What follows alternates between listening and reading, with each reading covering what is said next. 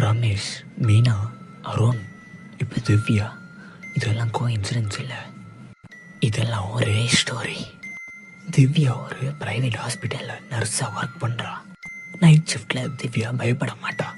ஆனால் அந்த நாள் ஏதோ சரியில்லைன்னு திவ்யா ஃபீல் பண்ணா.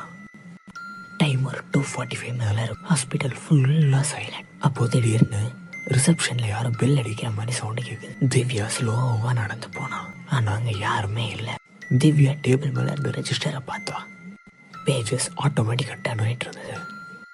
திவ்யா திரும்பி போயிடலாம் திரும்புகிறப்ப மிரரில் அவள் ரிஃப்ளெக்ஷனை பார்த்தா. அவள் அந்த ரிஃப்ளெக்ஷனில் வியர்டாகவே நோட் பண்ணான். திவ்யா கையை மூவ் பண்ணான். ரிஃப்ளெக்ஷன் கொஞ்சம் ஸ்லோவாக மூவ் பண்ண மாதிரி இருந்தது. திவ்யா அவளுக்கு பின்னாடி ஒரு ரிஃப்ளெக்ஷனை நோட் பண்ணான். சடனாக டர்ன் பண்ணி பார்த்தா. திரும்ப மிரரில் பார்த்தா. இந்த முறை அந்த ரிஃப்ளெக்ஷன் ரொம்ப க்ளோஸராக இருந்தது. திவ்யா அந்த ஷேடோட கையில் ஹாஸ்பிட்டல் பேண்டை பார்த்தா.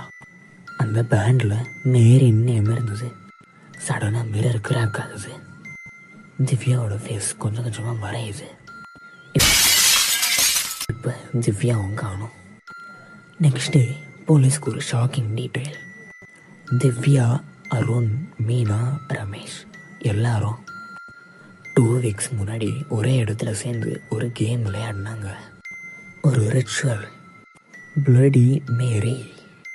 நெக்ஸ்ட் எபிசோடில் அந்த நைட் என்ன நடந்ததுன்னு பார்ப்போம்.